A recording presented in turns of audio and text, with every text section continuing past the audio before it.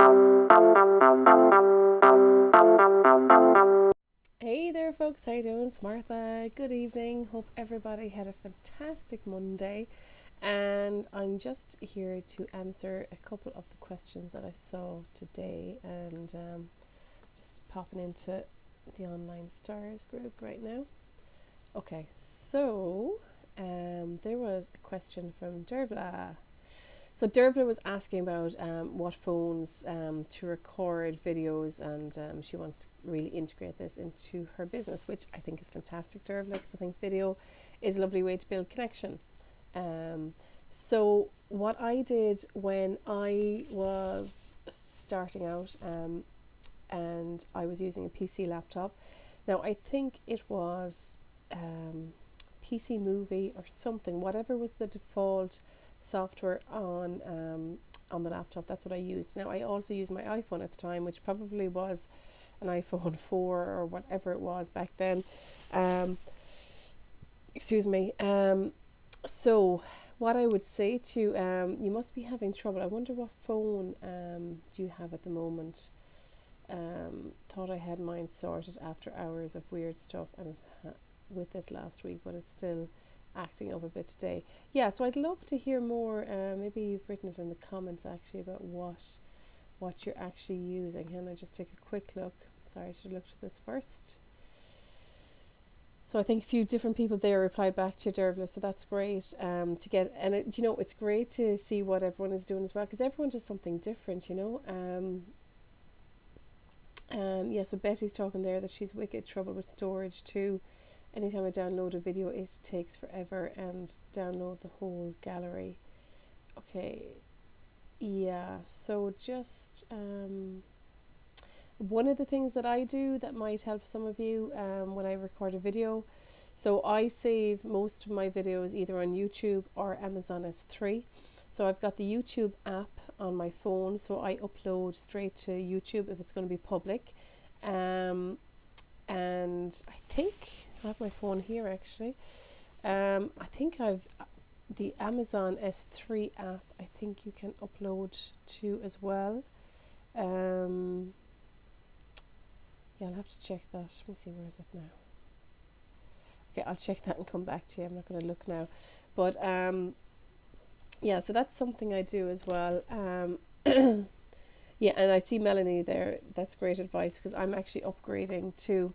I am due an upgrade. This is a 5S or C, whatever the hell it is, and I'm due an upgrade to a 6. But there is, I think the iPhone 7 is going to be out in October, so I think I'm going to wait off, and I'm actually going to basically get as much memory as possible. Now I had rang.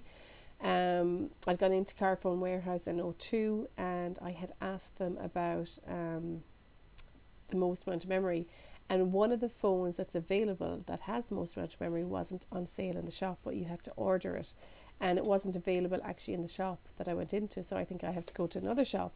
So just be sure to ask around, because that will actually really help. And Betty, you're debating getting an iPhone. To be honest, for me, I've had an iPhone since I think the first iPhone 3 came out, and I'm just kind of in love with iPhone really, even though it does frustrate me in very different ways. iTunes really annoys me and different things, but my husband changed over to Samsung at one stage, and he was massively frustrated, and I think it lasted 2 weeks, and he gave the phone to his mother and he went back to iPhone. And I have a Mac as well, so it just makes things easier. So on my Mac, what I do with my videos is I use ScreenFlow to record. So ScreenFlow was it was $100 or euros, I can't remember. Now I met Sinead Delaney there recently, and I just gave her, because she was actually thinking about what video software to use. So I just give her a quick run through of ScreenFlow. It is so easy to use, and maybe actually I should really do a tutorial. If that's something you want, let me know and I'll do that for you. And see Melanie there, she uses iMovie. Yeah, so whatever works for you. It's very easy to use for simple editing too. Yeah, and Also here, Emma has come back. My whole business is around helping people on video. Yeah, Emma Owen is fantastic on videos, so she'll probably have some great tips as well. And yeah, and the thing is as well, right? Like I'm here and I'm actually recording this now on my laptop with ScreenFlow. Now, just the one thing to be aware of, I put a big chunky folder under the laptop so that the camera is relatively at eye level and I'm not looking down or looking up. Because sometimes I think that looking down doesn't look too good. Like I have been meaning to buy a tripod for so long. I have a few different ones on Amazon on my wish list that I just need to pick one. I seriously just need to pick one. Like you should see sometimes the setup that I create just to get the right height, like because I love standing in videos as well. And the other thing is when you stand in videos, your energy is so much different, you know, because here I'm sitting down, right? But if I stand up, I'm going to be like so much more energetic and hey everybody, how are you? How are you doing? You know, so if you can, I remember a friend of mine who is a coach, Pat Hurley, once said to me that, you know, when he used to be doing sales training, he would always do the sales calls while standing up because the energy was so much better. And of course, always smile while you're on the phone and whatnot.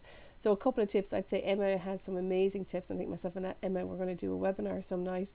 You know, one thing I always try to do is, you know, before I press play, I'll always smile so that when the camera starts, that, you know, you start the video on a smile and you end the video on a smile, and then that you remind yourself during the video to smile, because there's just something about, you know, when you're talking to somebody that's smiling, it's just a little bit nicer, I think. And maybe I'm just also a bit of a smiley person as well.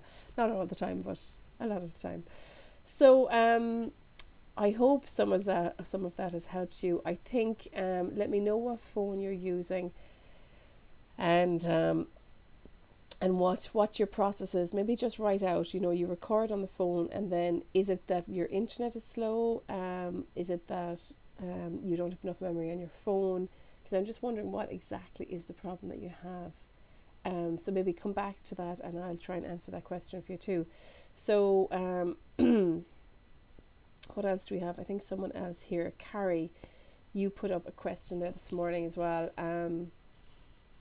I have a 30-minute window today that I've set aside to listen to a podcast. At the moment, I'm struggling with getting organised, trying to figure out how best to spend my time, be productive in a planned way rather than jumping from one thing to another. Any recommendations? So, this is a fantastic question, Carrie, because yeah, I used to genuinely be like that, and there's days when that's kind of my natural what's the word for it? It's my natural way to be as well, and I have to really kind of smack my wrist to get myself into action. So a couple of things that I did carry that might help you, and I'm sorry now this is coming at the end of the day, but hopefully it'll help you tomorrow, is that so I have an Excel sheet that I call my CEO dashboard. Again, I might do another video on that, and that might help you as well.